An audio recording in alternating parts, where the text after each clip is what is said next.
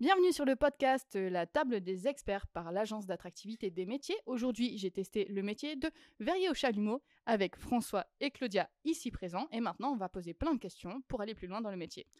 Donc vous êtes verrier au chalumeau tous les deux, mais vous avez des petites spécificités. Est-ce que vous pouvez m'expliquer très rapidement justement la différence de verre et la différence de ce que vous faites ?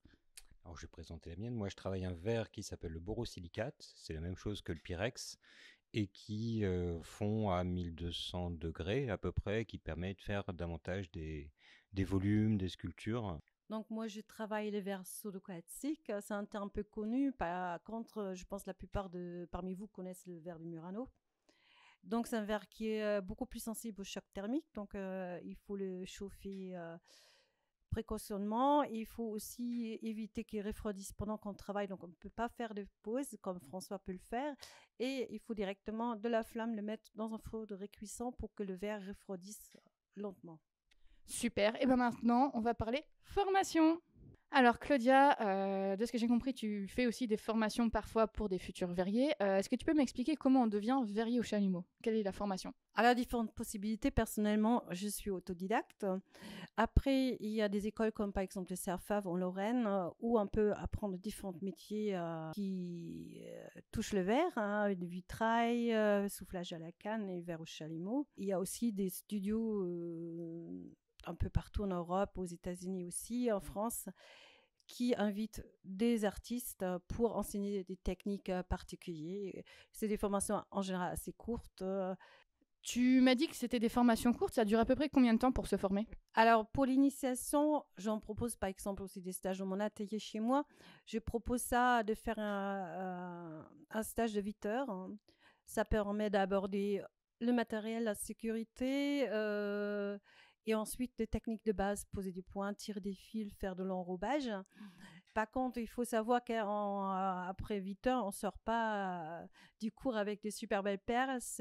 En fait, après, il faut énormément pratiquer, répéter. Il faut un certain temps avant d'arriver vraiment de sortir quelque chose. Dans les écoles que tu m'as citées juste avant, ça coûte à peu près combien pour se former ? Je n'ai pas vraiment en tête, mais je dirais il faut compter pour une semaine de formation environ 1 000 €, un peu plus peut-être. Et est-ce qu'il y a des formations plus longues qu'une semaine ? Les formations du CERFAV, il y a différentes qui durent 1 à 2 ans. Et il y a aussi le lycée d'Orient pour la verrerie scientifique. Je pense qu'il faut au moins travailler 1 à 2 ans pour vraiment sortir quelque chose de montrable. Pour pouvoir se former à verrier au chalumeau, est-ce que je suis obligée de le faire tout de suite après le bac ou est-ce que je peux me reconvertir ? Alors, les deux sont possibles. Après, dans le cadre des études, du cursus d'études, on parlait du CERFAV. Donc là, ils ont par exemple ouvert une formation, je pense qu'elle est ouverte actuellement d'ailleurs, de verrier créateur. Donc on est plus sur du verre artistique.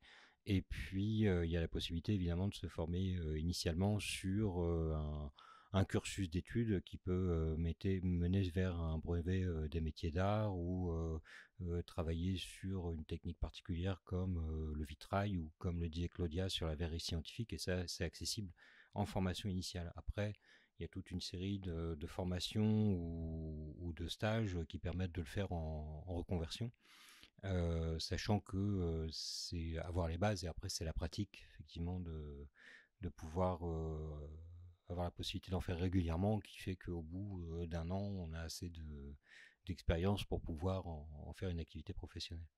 Il faudrait peut-être aussi ne pas oublier de citer l'atelier du Musevert dans le Nord, à Sapoterie, qui propose régulièrement différents stages de verre aussi. Est-ce qu'il y a des titres un peu comme la carte T des agents immobiliers, tu sais, où tu ne peux pas exercer sans ça ? Est-ce que tu es obligé d'avoir un diplôme pour pouvoir être verrier au chalumeau ? Non, je pense, surtout dans mon domaine de perlière, il y a beaucoup de gens qui ont exercé un autre métier avant, des céramistes, des vitraillistes, et c'est pas un métier reconnu, il n'y a pas de diplôme de perlier. Moi, j'ai entendu que tu avais un super titre, une super reconnaissance. Est-ce que tu peux me parler de ce titre ? Oui, j'ai participé en 2015 au concours du meilleur ouvrier de France.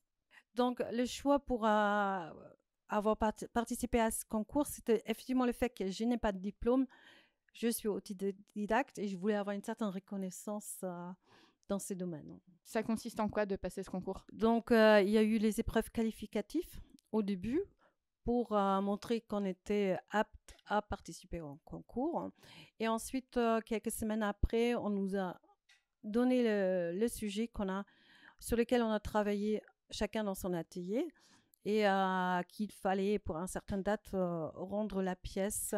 Nous, à l'époque, le sujet était « Quand la parure devient art », qui était pour moi très compliqué parce que moi, j'aime pas trop faire le montage des perles. J'aime mieux travailler à la flamme, mais au final, ça m'a un peu réconciliée aussi avec cette partie-là. Donc, c'était très intéressant.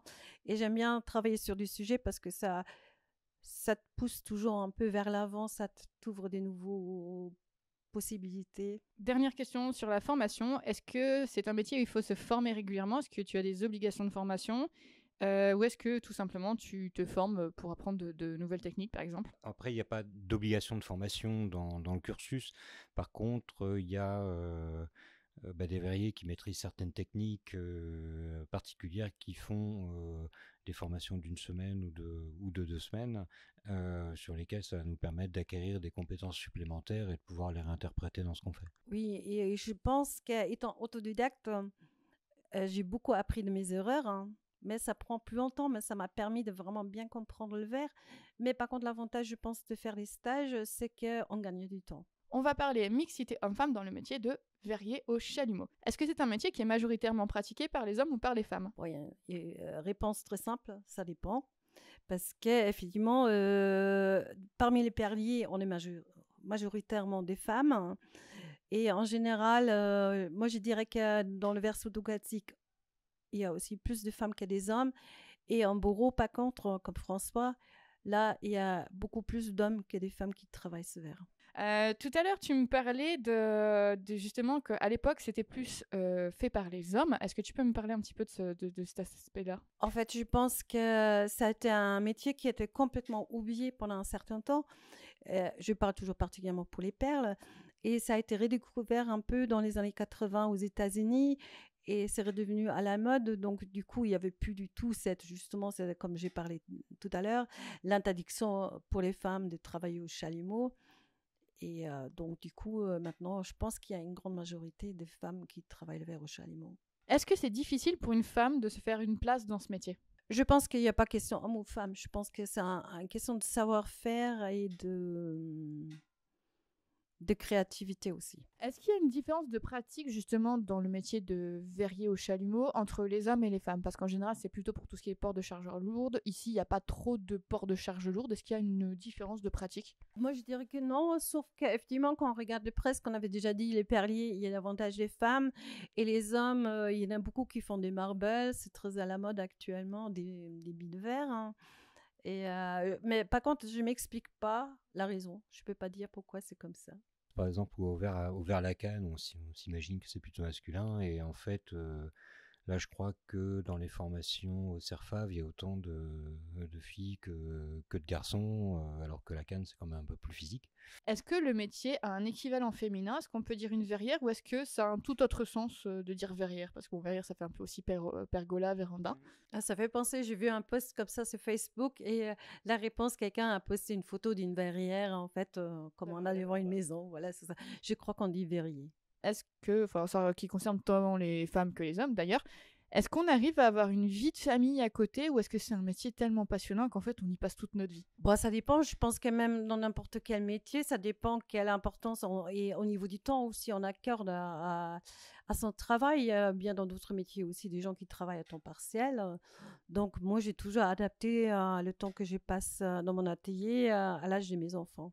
Donc c'est compatible avec une vie de famille. Tout à fait. Oui, je serais tenté de dire que comme on travaille seul majoritairement du temps, on fait nos propres horaires. Bon, après, la seule contrainte, c'est que des fois, on est tellement dans le truc que c'est des fois mon épouse qui me dit, bon, il est quand même 8h, faudrait peut-être arrêter. Mais voilà, par ça, il n'y a pas de...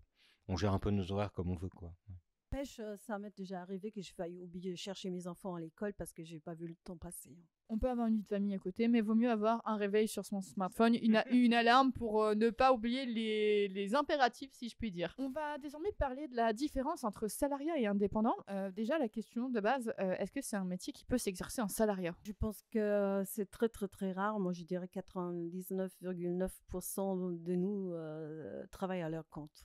Oui, en verre au chalumeau. Et après, en verrerie, etc., évidemment, il y a des salariés du verre.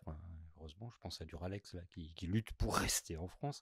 Mais au chalumeau, effectivement, je pense qu'on est quasiment tous indépendants. Il y a peut-être quelques exceptions dans le domaine de la verrerie scientifique qui sont, je crois qu'il y en a un ou deux qui sont embauchés par des universités ou des laboratoires.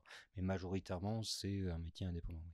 Ok, donc on ne parlera pas de quel type de contrat on peut avoir quand on est salarié, puisque, donc vous l'aurez compris, c'est clairement anecdotique. Est-ce que ça a des avantages justement de pouvoir exercer ce métier qu'en indépendant, ou est-ce qu'il y a des avantages que vous auriez aimé, par exemple, combler en étant salarié? Bah, c'est comme tous les indépendants, je pense, peut-être comme toi aussi, c'est-à-dire qu'on est tributaire du chiffre d'affaires qu'on fait, de la communication qu'on fait, c'est-à-dire qu'on gère tout nous-mêmes. Et donc, effectivement, on n'a pas forcément une visée carriériste ou des revenus hyper hauts en évolution de carrière. Et puis, on a des obligations de gérer euh, à la fois l'entreprise, mais aussi nos assurances, tout ça nous-mêmes, quoi. On est des petites entreprises nous-mêmes, quoi. De plus en plus, je regrette un peu le temps où j'étais salariée. J'ai eu la chance, j'ai toujours eu un très une très bonne ambiance de travail, beaucoup de liberté malgré tout. Et c'est pour ça que j'apprécie depuis le début de l'année de partager d'ailleurs mon atelier avec François. Du coup, ça me permet quand même dans la journée de parler à quelqu'un aussi parce que c'est quand même parfois assez solitaire. En tant qu'indépendant, en dehors de toute formation, quel est l'investissement, que ça soit financier ou en temps, qu'on doit mettre pour se lancer? Alors là, c'est très variable. Je pense qu'au démarrage, il faut commencer avec une base de matériel, je pense, de 5 000 à 6 000 euros si on inclut tout ce qui est aménagement du local, la ventilation qui est indispensable, le stock de verre, le matériel, le chalumeau, etc. Mais bon, c'est une mise de fonds d'investissement. Et après, en termes de consommables, essentiellement, c'est le verre qu'on achète, qui peut avoir des tarifs très différents en fonction de sa provenance ou même en fonction de sa couleur. Et qui est un investissement à avoir, on va dire, au fil de l'activité.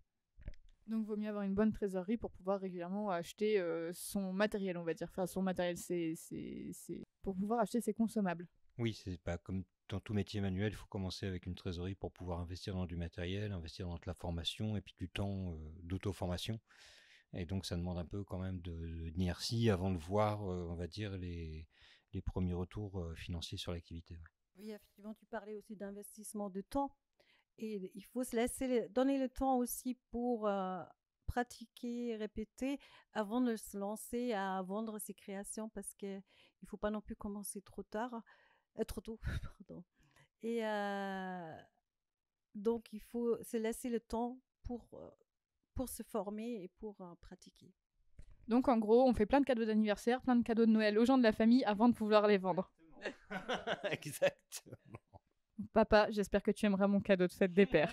Voilà, je l'ai fait avec beaucoup d'amour et beaucoup de concentration. Mais t'inquiète pas, papa, je ne change pas de travail. On va aborder la différence qu'il y a à pratiquer le métier de verrier au chalumeau quand on est junior et quand on est senior, donc c'est-à-dire avancé dans la fleur de l'âge en termes d'expérience dans le métier. Est-ce que c'est facile quand on est junior de se faire une place dans le métier? Je le vois pas comme une lutte ou un combat, comme le disait Claudia. On a tous nos spécificités, des univers très différents, et puis le milieu est assez ouvert en termes de partage, d'échange, de conseils et tout ça.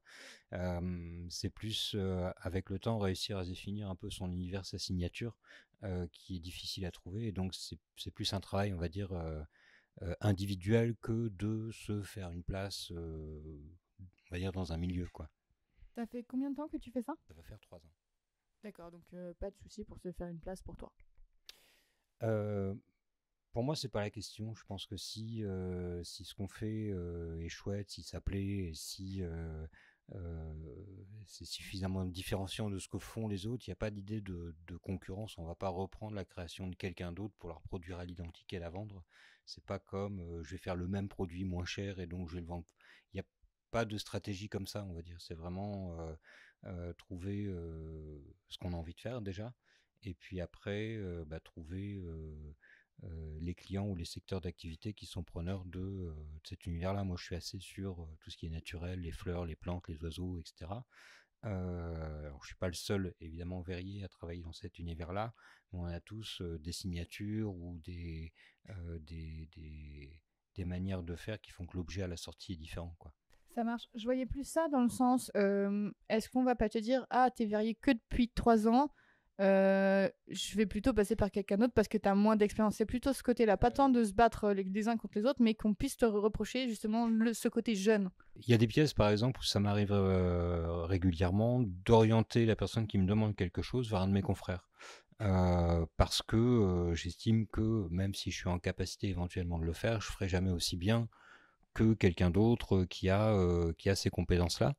Donc on avance, on va dire, avec humilité, sans la prétention de Claudia est meilleure ouvrière de France. Je vais pas, j'allais dire, pour utiliser le terme que tu as utilisé, je vais pas rivaliser avec une personne qui est dans le métier qui a 30 ans, qui a déjà le titre de meilleure ouvrière de France sur certaines pièces. Ça n'empêche pas que ce que je fais, même après 3 ans, trouve des gens qui aiment ce que je fais, qui l'achètent ou qui me passent des commandes, quoi. En termes d'évolution de carrière, est-ce qu'il y a possibilité d'évoluer justement dans ce métier de verrier au chalumeau? Oui, il y a surtout la possibilité aussi de diversifier son activité. Moi, j'ai fait à peu près la moitié de mon activité, c'est de la formation. Parce que j'aime bien le côté partage et de transmettre son savoir. Hein, parce qu'à chaque fois, quand j'enseigne, je rends compte que j'apprends aussi quelque chose de mes élèves. Hein. Si jamais on est ce qu'on considère comme senior, c'est-à-dire un peu plus expérimenté dans la vie, qu'on souhaite se reconvertir, est-ce que c'est possible de se reconvertir sur le tard dans ce métier? Moi, j'ai passé 50 ans, donc je l'ai fait. J'espère qu'à long terme, ça va marcher, oui, hormis peut-être des problèmes de santé ou de mobilité ou on va dire de possibilité de travailler manuellement, mais bon, on peut commencer quand on veut, rien que pour le plaisir. Après, en faire son métier, ça nécessite d'avoir du temps et de pouvoir s'y consacrer, y compris financièrement, quoi. C'est d'avoir suffisamment de latitude pour pouvoir se dire, je vais y passer 7 ou 8 heures par jour avant de vendre mes premières pièces, mais je serais tenté de dire qu'il n'y a pas d'âge, en fait, si on a envie d'en faire pour commencer. Bon, Claudia parlait tout à l'heure des sessions d'initiation qui peuvent être sur des durées de 1h30 à 8h, 1h30 pour y toucher, un peu comme on l'a fait tout à l'heure, jusqu'à des durées plus longues ou des semaines de formation. Il y a beaucoup de personnes qui font ça aussi pour le plaisir, quoi, qui travaillent en loisir.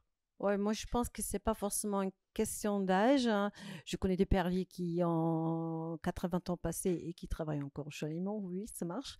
Mais en fait, moi, j'ai souvenir quand j'ai commencé, moi, j'avais 38 ans et j'avais vraiment regretté au début. Je me disais, oh, mais pourquoi j'ai pas découvert ça plus tôt? Parce qu'il y a tellement de choses à découvrir que, de toute façon, une vie, c'est pas assez. Donc, mais finalement, avec du recul, je pense que c'était arrivé au bon moment, en fait. J'ai entendu dire un souffleur de verre allemand qui avait dit qu'il ne prenait pas les apprentis qui ont plus de 23 ans parce qu'il considère qu'à cet âge-là, on peut pas ou peut entraîner sa motricité fine ou améliorer sa motricité fine. Et donc, toi comme François, vous êtes la preuve du contraire, qu'effectivement, il n'y a pas d'âge pour se lancer. Oui, tout à fait. Mais en fait, je veux dire aussi, j'ai toujours été très manuelle et je pense que j'avais un certain acquis. Et je vois en formation qu'effectivement, on n'est pas tous égaux à ce niveau-là. Il y en a qui ont plus ou moins de... En fait, il y a plein de compétences qui ne sont pas toujours pareilles. En fait, il y en a qui sont très précis, qui ont une grande dextérité. J'ai déjà vu des stagiaires débutants qui ont vraiment été capables de reproduire des gestes quasiment à l'identique. C'est assez bluffant. Après, il y a des gens qui, par exemple, peuvent imaginer quelque chose, se projeter dans le futur et imaginer quelque chose qui n'est pas encore là et le faire, voilà. Et il y a des gens qui ne savent pas. Et voilà, donc il y a plein de compétences. Et effectivement, c'est pas toujours égal. Et par exemple, moi, je sais que je suis plus force brute et un peu bourrin que délicatesse et minutie. Mais je m'en suis quand même pas trop mal sortie, mais effectivement, je pense que c'est pas un métier qui est fait pour moi parce que c'est vraiment minutie. On va désormais parler RSE par rapport au métier de verrier au chalumeau. Est-ce que le métier de verrier au chalumeau est un métier qui respecte l'environnement ? Est-ce qu'on respecte l'environnement en faisant du verre au chalumeau? On consomme du gaz, même si c'est assez raisonnable. D'un autre côté, on utilise un matériau qui à la base est un matériau naturel, quoi, hein. C'est de la pierre, c'est du quartz, c'est des métaux. Et puis il n'y a pas de résidus. J'allais dire que si jamais, je sais pas, on achète un produit qui est fabriqué, qui est fabriqué en France, donc ça évite de lui faire traverser la planète, et il est pas nocif, c'est-à-dire qu'il dégage pas de composants ou de polluants. Là, ce que je fabrique, par exemple, peut être utilisé dans un aquarium et ça dégage pas euh, contrairement au plastique, d'éléments dans l'eau ou dans l'air, quoi. Oui, et puis quand tu fais fondre ton verre, en fait, au final, t'as pas trop de déchets de verre derrière, quoi. Tout est réutilisable en quelque sorte. Oui, tout à fait. On peut souder les baguettes ensemble pour s'en resservir. J'avoue que je suis parfois un peu feignante. Je le donne à des copines qui font de la mosaïque, par exemple. Voilà, donc c'est pas perdu. On va parler intelligence artificielle aussi. Est-ce que l'intelligence artificielle peut avoir un impact sur ton métier? À part la mienne, non. Non, je vois pas le lien. Bon, on est assez peu sur le web quand on fait ça, quoi. C'est un métier 100% manuel.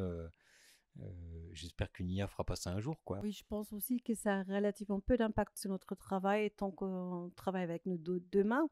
Par contre, je trouve aussi que ça peut, pourquoi pas aussi être une aide dans l'inspiration, dans la recherche d'images, pourquoi pas. En termes d'inclusion sociétale, est-ce que c'est un métier qui est ouvert à tous, peu importe ton histoire, peu importe ton origine et peu importe d'où tu viens? Moi, je pense, ouais. Je pense qu'il n'y a pas de barrière à l'entrée. À partir du moment où on peut travailler manuellement, même au niveau je sais pas, on parlait de handicap tout à l'heure, je vois pas le frein qu'il pourrait y avoir, ni au niveau de l'âge, ni au niveau d'une condition sociale. Bon, remis l'investissement initial et puis le fait qu'il faut au moins 1 an de pratique assez régulière pour pouvoir produire des pièces. Mais moi personnellement, je vois pas de barrière à l'entrée particulière. Est-ce que c'est un métier où on se soucie du bien-être de l'humain qui pratique ce métier? Mais étant donné que c'est nous, oui. Il vaut mieux. J'évite de me brûler régulièrement. Dans le sens où, par exemple, toi, contrairement à Claudia, tu vas travailler debout. Est-ce que tu fais attention à comment tu te positionnes pour pas te faire mal au dos, pour pas t'épuiser à l'avance, pour pas avoir je sais plus comment on dit quand on a un air de coincé, là, des sciatiques ou des trucs comme ça. Est-ce que tu fais attention un petit peu aux gestes et postures ou autres? Alors j'ai fait pas mal de liens pour avoir fait du tai chi entre les positions que j'utilise en faisant du verre et certaines positions de tai chi, assez étonnamment, qui me permettent de travailler debout sans trop avoir de tension au niveau du dos ou même au niveau des mouvements du corps, pour pouvoir travailler le verre avec des fois des baguettes assez encombrantes. Mais c'est vrai qu'à travailler debout 7 ou 8 heures par jour, il faut quand même pouvoir trouver des astuces qui permettent de ne pas être plié en deux à la fin de la journée. Mais il y a des habitudes à prendre, effectivement, de ne pas travailler trop penché, et puis aussi de s'asseoir quand on fait des pièces fines. Mais c'est vrai que majoritairement, je travaille debout. Ouais. Alors, donc, je dois avouer que je ne suis pas très attentif à ça. Je suis assez obstinée et j'en discute avec d'autres collègues. Je ne suis pas la seule à faire comme ça. Mais par exemple, ça m'arrive de me brûler. Ça m'est arrivé 2-3 fois où j'étais vraiment, que c'était une surface assez grande et c'était assez douloureux. Et au lieu de refroidir tout de suite, j'ai bien sûr d'abord terminé ma perle. On va repréciser que toi, avec le verre que tu travailles, donc le Solo Kazik, tu ne veux pas le faire refroidir brutalement, sinon la perle explose. Donc c'est pour ça que tu t'es obstiné à terminer ta perle avant d'aller te refroidir. Effectivement, c'est ça. Si on a passé déjà 1 heure, on a presque terminé la perle et on est bien content avec son travail. Donc on serre les dents et puis on va jusqu'au bout. Hein. En dehors des brûlures, donc toi, tu travailles assise, contrairement à François qui travaille debout. Est-ce que tu fais un petit peu attention à tes postures, à comment tu travailles? Est-ce que tu mets tes coudes sur la table pour te faciliter la vie? Est-ce que tu es les coudes dans l'air? Enfin, explique-nous un petit peu. Oui, j'avoue quand même, je suis pas très attentif. Hein, ça, je remarque quand ça commence à faire mal. Mais en général, j'ai trouvé ma position de travail idéale. Contrairement à la plupart des perliers, je pose pas mes coudes et je suis plus à l'aise avec ça. Il arrive quand même quand on fait des mouvements répétitifs, qu'on se fait mal un peu aux poignets, aux épaules. Bon, ça arrive. Hein. Oui, parce que c'est quand même un métier où on a le haut du corps en permanence en tension, parce que c'est assez impressionnant, je ne m'attendais pas à ça du tout.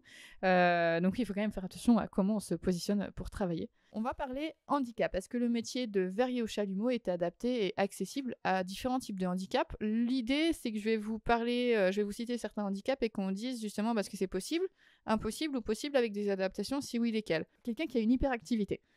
Donc, c'est-à-dire comme moi, qui ne tient pas en place, qui a du mal à rester au même endroit, concentré sur la chose. Est-ce que c'est possible pour lui de faire ce métier? Alors, je serais tenté de dire que c'est tout ou rien. C'est-à-dire que des fois, je fais sur les stands essayer des mômes qui, devant le stand, sont voilà, où les parents disent oula, ça va être difficile, c'est pas un calme et tout ça. Et en fait, c'est assez méditatif, quoi. On est vraiment très très concentré. Donc, je serais tenté de dire qu'on peut pas trop se projeter sur je suis quelqu'un d'un peu sanguin et donc ça va pas le faire, parce qu'on peut y trouver aussi du calme et puis un peu de ressourcement, d'apaisement. Et moi, je le vois un peu comme ça. Ouais. Et puis toi qui travailles debout, justement, le fait de rester debout, on peut un peu piétiner sur place, on n'est pas assis pendant des heures au même endroit.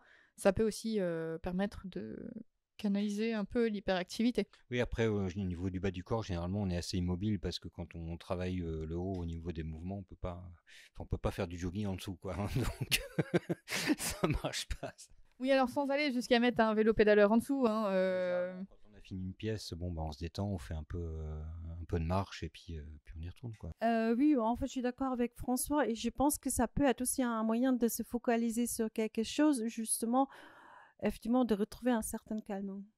Si je dis handicap moteur, donc bien entendu, il y a différents degrés et types de handicap moteur. Est-ce que c'est possible d'envisager de faire ce métier? Bon, handicap moteur, ça peut être plein de choses, donc ça dépend effectivement. On n'a pas besoin de pouvoir courir, on peut être même en fauteuil roulant pour pouvoir travailler. Ça devient plus compliqué quand on a des problèmes au niveau des membres supérieurs, hein. Donc voilà, on a bien besoin de ces deux mains. Voilà, donc si on a l'utilité de ses mains, la motricité fine donc, et la dextérité, c'est possible. Déficience auditive. Est-ce que c'est gênant pour faire ce métier ou est-ce qu'on peut le faire avec des adaptations? Non, c'est pas. Je pense pas que l'auditif soit lié à ça. Enfin, le verre crie pas quand on le chauffe, heureusement. Mais non, c'est surtout par contre, effectivement, on s'en rend pas compte, mais quand on a, enfin, tu l'as vu un peu tout à l'heure, on baigne un peu dans une ambiance de bruit un peu permanent, donc entre la ventilation, le concentrateur, le chalumeau, c'est vrai que des fois ça peut être un peu pénible. Donc Claudia travaille avec un casque de podcast. Moi, je n'arrive pas à travailler avec de la musique ou quelque chose dans les oreilles. Mais voilà, donc hormis cette gêne-là, non, il y a pas de contrainte particulière, quoi. Donc on peut très bien être sourd ou malentendant et être verrier au chalumeau. Moi, je dirais que oui. Oui, comme disait François, moi j'écoute toujours j'écoute les livres audio en allemand et du coup je suis aussi un peu coupée du monde extérieur. J'entends pas forcément grand-chose non plus ce qui se passe, donc je vois pas, il n'y a pas de problème. Je suppose que tu n'entends pas les bips du four, par exemple, mais je suppose qu'il y a des voyants lumineux ou autres qui permettent de compenser ça. Oui, alors c'est mon four qui bip pas, mais c'est mon concentrateur et effectivement il y a également un voyant lumineux.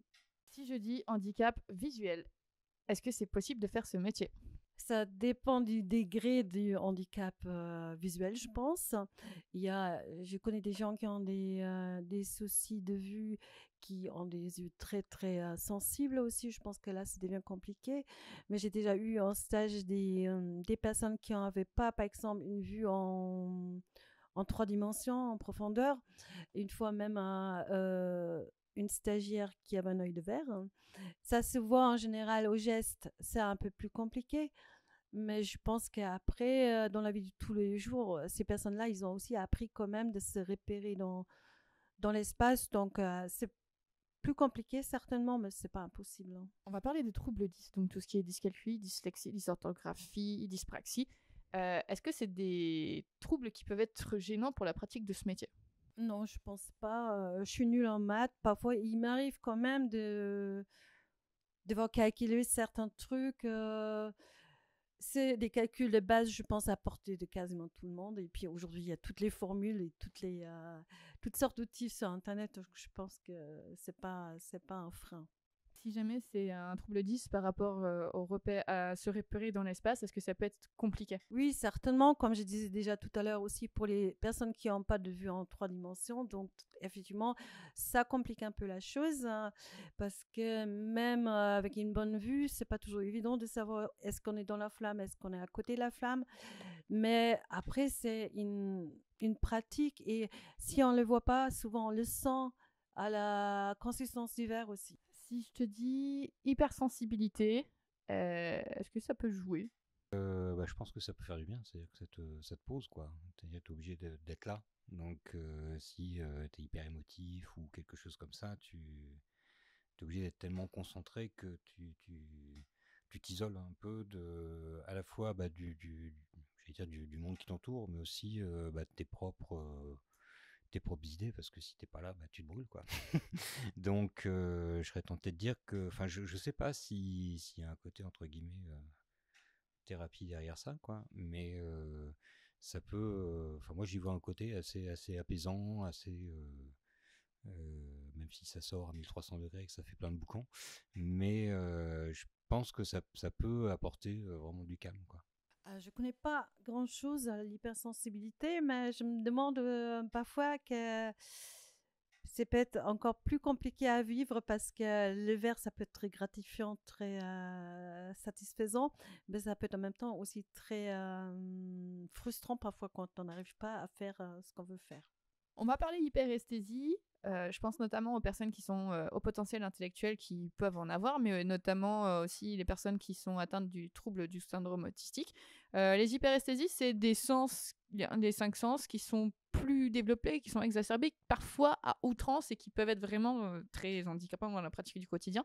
Je pense notamment à la sensibilité à la lumière, parce que bon, la flamme au chalumeau, elle sort quand même à une puissance assez costaud. Est-ce que ça peut être gênant, par exemple, au niveau visuel? Oui, ça ne m'étonnerait pas. En fait, je ne connais pas l'exemple des personnes qui ont ce type de trouble, hein, mais je peux imaginer que certaines sensations peuvent être un peu désagréables. Certaines personnes, effectivement, ne supportent pas le bruit, que ça les agace rapidement. Et effectivement, au niveau des lumières dans la flamme, ça, je ne sais pas. En fait, je pense qu'il n'y a pas de règle. Ça, il faut essayer. De toute façon, même une personne qui a aucun trouble particulier, en fait, l'attirance du verre, c'est pas pareil pour tout le monde. J'ai déjà eu des personnes dans mon atelier qui ont essayé et ils ont tout de suite dit non, ça c'est pas pour moi. Parce qu'il y avait quelque chose, bon, en fait, ça les a pas attirés plus ou ça les a plus gênés que autre chose. Donc je pense que ça arrive à tout le monde en fait. Oui, et puis là, on a quand même les lunettes qui sont certes de protection, mais qui protègent aussi, je suppose, de la lumière quand même du chalumeau. Voilà, et aussi avec le petit rebord sur le côté. Alors, c'est pas des Pit Viper, hein, c'est des lunettes vraiment de sécurité, hein. Mais du coup, ça évite aussi de se faire, de se prendre un éclat par le côté de la lunette, quoi. Oui, effectivement. Et, pour la vue, il faut vraiment être très très vigilant. On a qu'une paire de yeux. Et effectivement, on voit avec les lunettes de protection type d'aluminium, on voit mieux ce qu'on fait dans la flamme, mais c'est surtout pour protéger les yeux. Si je te dis hyperesthésie cutanée, moi typiquement j'ai une hyperesthésie cutanée, c'est-à-dire que j'ai les mains plus sensibles et par exemple mettre mes mains dans la nourriture pour cuisiner, c'est insupportable pour moi, mais c'est vraiment physique. Est-ce que ça peut être gênant du coup pour pratiquer ce métier? Non, je pense plutôt au contraire. Je suis un peu comme ça aussi. J'aime pas trop toucher des choses avec les mains directement. Là, en fait, on n'a que la baguette de verre et les mandrins dans la main. Et le reste, on fait avec des outils. Donc, on ne touche pas directement le verre, évidemment, comme c'est chaud. Et je ne pense pas forcément que ce soit un frein. Effectivement, pour avoir pratiqué, ça m'a pas. J'étais pas en zone d'inconfort de ce côté-là. Après, effectivement, il y a le côté auditif, on l'a dit, donc oui, ça fait un peu de bruit, mais franchement, ça va. J'ai connu pire. Est-ce que une personne ayant le trouble du syndrome autistique peut être gênée du coup pour faire ce métier ou pas? Je pense que comme tu disais, le côté apaisant, ça peut justement être quelque chose qui est cool, quoi. Déjà, les TSA, enfin, à côté, il y a un lien avec tout ce qui est autisme et tout ça. Les TSA, c'est un spectre tellement large que c'est difficile de le catégoriser. Après, au niveau sensibilité au bruit ou à la lumière, bon, on porte des lunettes. Après, il peut y avoir des flashs, Bon, si on est gêné, on sort et puis voilà. Après, pour les personnes qui sont très créatives, je pense que ça peut être un truc intéressant parce que ça n'a pas de limite, quoi. Il y a plein de techniques possibles, plein de choses possibles. C'est un peu comme de la pâte à modeler chaude, mais on peut vraiment faire un peu ce qu'on veut. Donc, c'est difficile de répondre à ta question dans la mesure où c'est hyper large, quoi. Je pense que c'est ce que disait Claudia, à partir du moment où on essaye et où ça le fait, bon, ben, c'est bien. Et bien sur ce mot de la fin, on va retenir ça. Venez essayer, faites un stage, découvrez si ça vous plaît, et puis let's go quoi.